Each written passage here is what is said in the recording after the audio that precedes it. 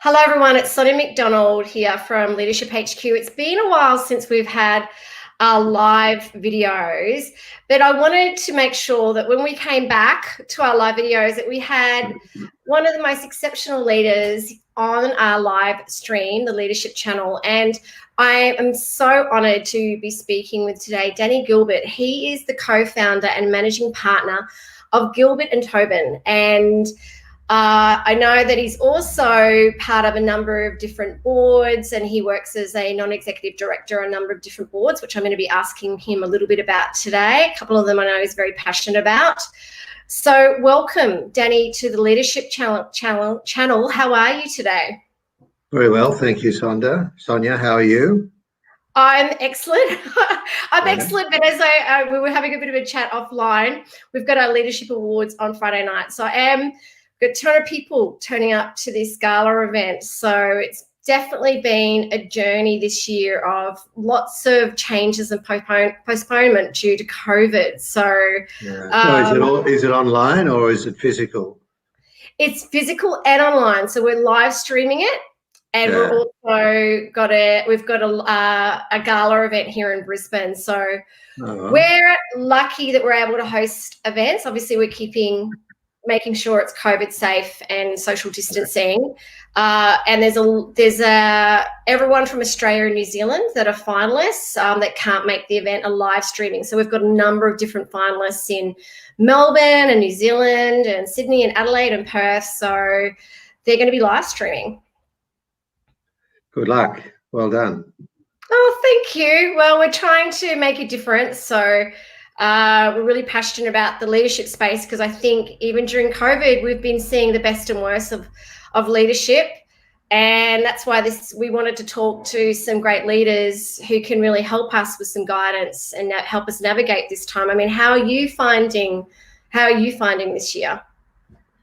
Well, I mean, we are a first-tier corporate law firm across it with Sydney, Melbourne, Perth. And very surprisingly, we've had very strong support from our clients, really from the get-go when all this started and we went home, working from home in mid-March. I was terribly worried, as everybody was in the March-April period, because we didn't know what the economic conditions would be coming out of this and whether it would mean that, excuse me, our clients would cease activity and they would have no need for our services. You know, I've got 800 odd people, about 850 people in this firm. That's a big salary bill every month and large rent bills. And what you wonder about is, how am I going to pay the bills? But my biggest worry was this is a terrifying time for so many people and people who depend upon me for their employment. For their security. That was a heavy burden I felt to carry. And how do I, at the one time, keep the firm safe and look after the immediate and long-term interests of the firm, but also give our people the level of comfort and confidence that we would look after them through this difficult period when we're working from home and when they actually may not have much to do if the client wasn't working there. So that was a big worry for me, but we've come through that well. There was a bit of a dip there in March and April, but since then we've powered along very pleasingly. So I feel very privileged compared to so many people, small business owners, people who have lost their jobs, people who have the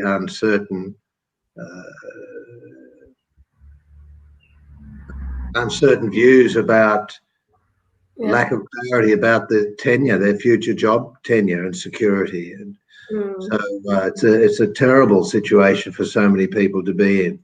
So I have great sympathy for those people. Yeah, me too. I think that, many of us, I mean, other than the fact that a lot of us have had lots of challenges during this time, there's so many people that have been going through awful situations and challenges during this time. And I mean, it's really great to hear that you're able to navigate that. I mean, March and April was incredibly challenging for many of us. And as a managing director and CEO of a company, of a business was, as you said, 850 staff. I mean, did you learn anything about your leadership during that time? I mean, how did you navigate that? Yeah, well, I don't know that I learned anything new, but I took the, I had to be as well informed as I possibly could be about economic outlook and how that impacted upon my business. So I've got the advantage of knowing a lot of people. I'm on the board of the Business Council of Australia. So I have access to all the knowledge that comes from big business and how they were seeing the future. So I thought it was incumbent upon me to form a view about that. And the view that I formed about that was that we would probably get through this okay. Yeah. And that we had early indications that the government would do something and step in. And when it came in and effectively underwrote employment for people through to the end of October, I think that was a big booster. But even so that was one thing I did, is make sure I was informed. And the second thing was just to form a view about what I would do and what I wouldn't do. So I came out very early and said that my focus will be on keeping people's jobs safe, and that will be my primary obligation that I wanted to meet during this period. And in a firm this size, you've got people with different views about all of that, but I wasn't prepared to really think about reducing people's wages or reducing their hours, although I had to be realistic to people and let them know that if it really went badly, that would be something that we might need to consider. But I said, I would keep them informed of how I was thinking, how the leadership team were thinking throughout that period. And we did that by really regular weekly or fortnightly updates. And we've been able to hold true to that promise, really. And although, and we actually, just in the last couple of weeks, we gave our lawyers salary rises that we normally give in 1 July, and we're able to backdate them. And a lot of that was me just insisting that this is what I thought the right thing to do was, that we could manage it, and sticking to my guns about that and not being persuaded too heavily by the risks that I felt were in front of us. So I think a sensible management of risk, but being prepared to demonstrate to your people that it's more than words and you are here to look after them. So it sounds like to me, which I think has been a bit of a theme this year, I don't know if you've read anything about that or noticed anything around leaders who have been navigating this time, whether they're kind of putting people before profit or profit before people. So there's been a lot of talk around companies that have been putting people before profit, the ones that are going to come out on top. I mean, what are your thoughts on that? Well, I think that you've got a relationship, you've entered into a covenant with your people that you employ them. I mean, you're not legally bound to do that, but, you can reduce your salary component of your expenses. Yeah. And some companies have been forced to do that. For instance, if I was Alan Joyce and running an airline,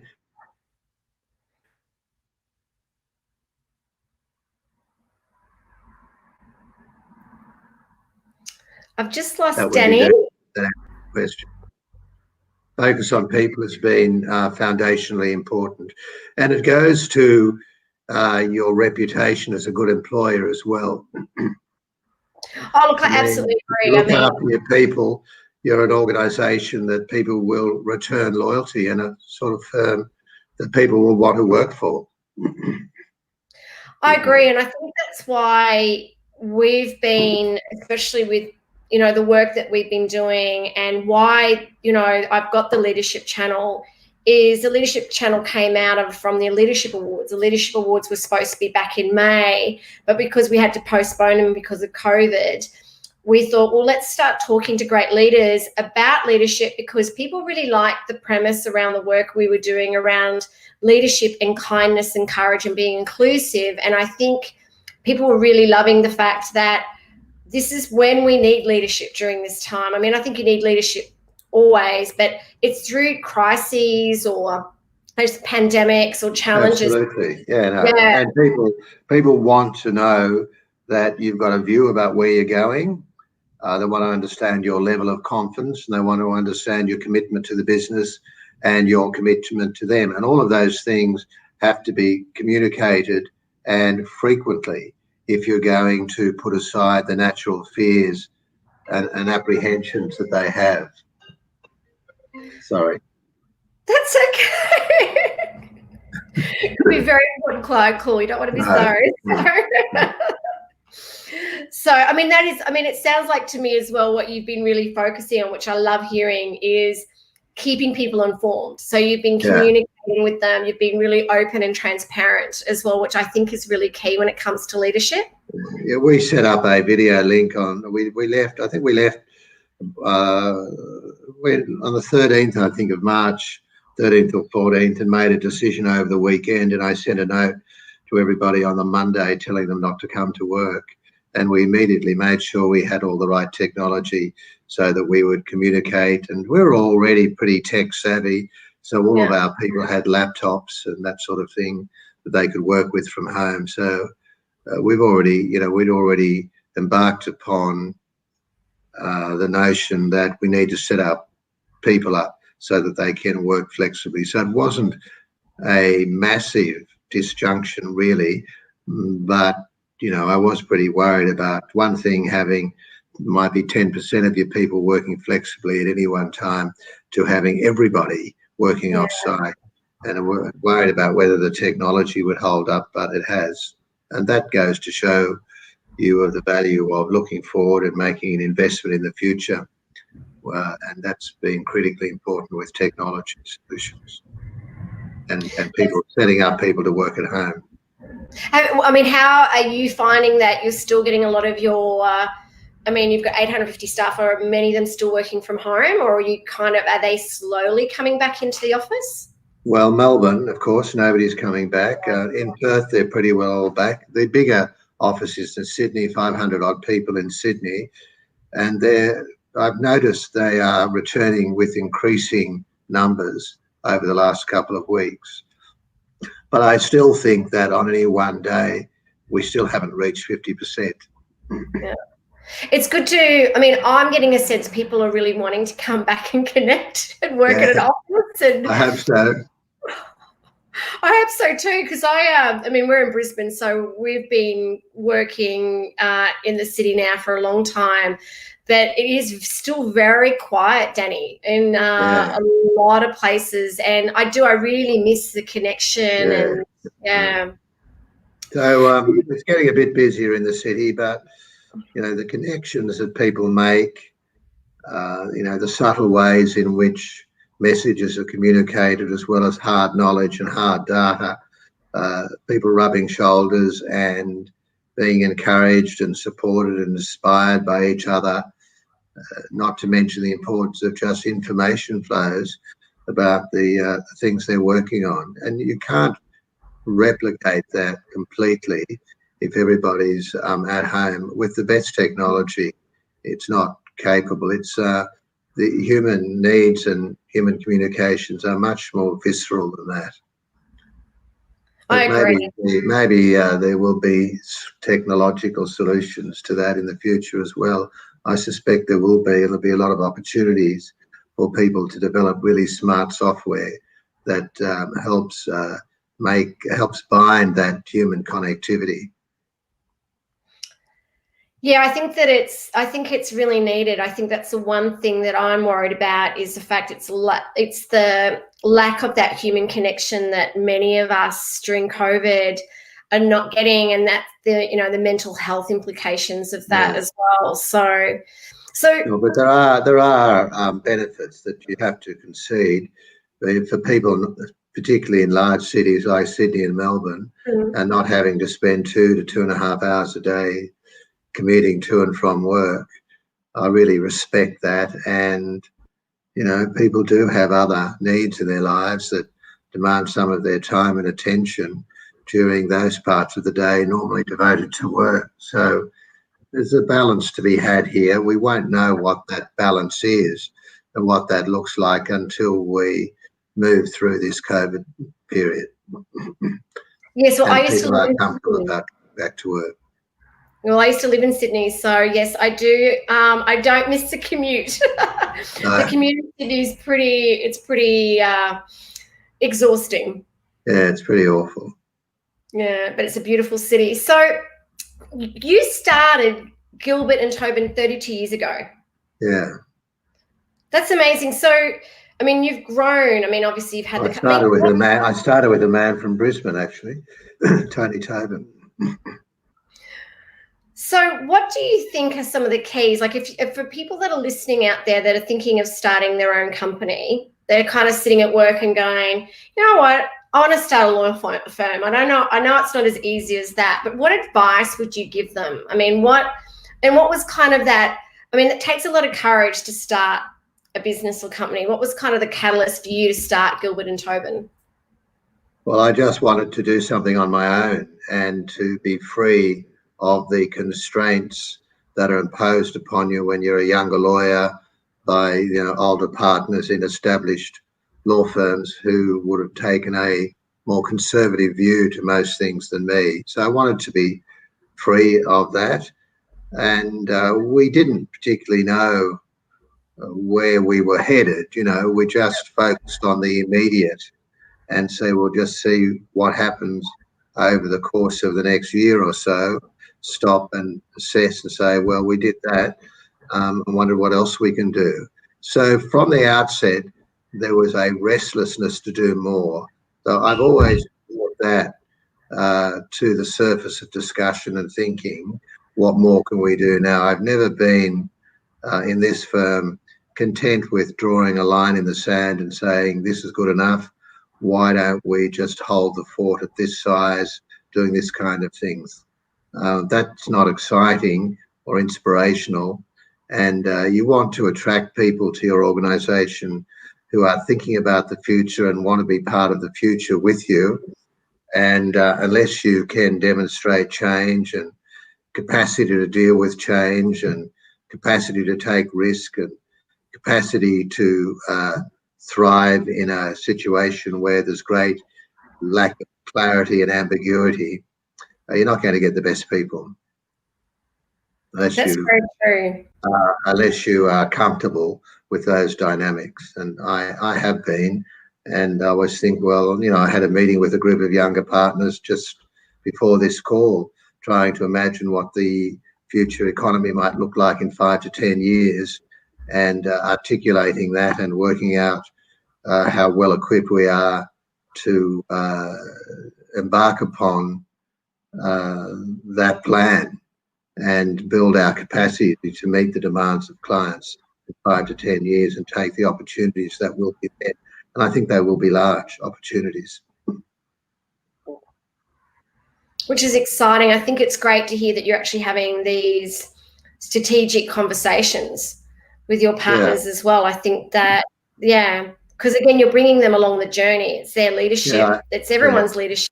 Yeah. And I deliberately did that with people who have probably got at least another 20 years of practice in front of them, and not people who might be thinking they've only got 5 to 10 years. Oh, I love that. Okay. Well, the other thing I'm actually very curious about, because I know we've got a few minutes to go, is that you're the co-chair at Cape York Partnership. I know that's something that you're pretty passionate about as well. Tell me a little bit about that. Well, Cape York Partnership is a very significant Indigenous-owned corporation in Cairns that services the Indigenous communities of far north Queensland. We run a couple of schools up there. We run a few businesses. We conduct a lot of research about the problems that face disadvantaged Indigenous communities in the north, and which speak to the same problems that exist across the country. We're heavily involved in the work of persuading politicians and the Australian people about the importance of constitutional recognition of the voice. We're engaged in welfare reform. So it's quite a large organisation dealing with really fundamentally important issues that beset Indigenous people and are designed to bring Indigenous people to the table of equality and opportunity that has been denied them these 230 years since European settlement.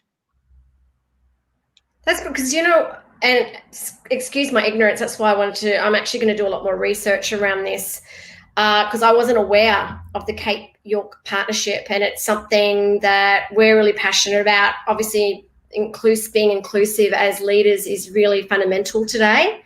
Yeah. And also understanding the challenges that, I mean, we've decided next year to have an Indigenous Leader of the Year category to recognise that, you know, that we're all Australians, we're all together, and, you know, but also understand and learn more about the challenges that the Indigenous communities are facing even during COVID at the moment. Yeah, we are all together and we are all Australians, but Indigenous people are uniquely different Australians, and this country needs to recognise that. Why do you think we're not? They have a different history, they have a different experience of living in this country that's wildly different from descendants of the settler population. Mm. It was interesting, I saw on LinkedIn the other day, someone put on a map of Australia and all the different tribes, you know, pre-Captain Cook, that actually occupied Australia, and that we should be teaching our future generations and our youth about Australia before Captain. Yeah. And that's quite a busy map. It's incredibly, have you seen it? Yeah. It's quite a busy map, yeah. It's amazing. But I think it's very important that we as a nation face up to our history and give Indigenous people their rightful recognition in this country. Oh, I agree. I absolutely agree. And I think if it's people like yourselves that are championing, I mean, the thing is, this is how we lead change, is that we have to be a voice for our Indigenous people and leaders. And it takes all of us to do that. Yeah, it's not just up to them to make these changes. It's up to all of us to work with them to make these changes.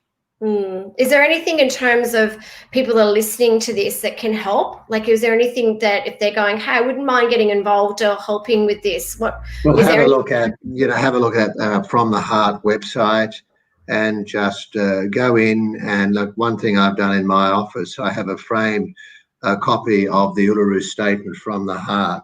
Just read it, familiarise yourself with it. It's an incredibly important and moving document.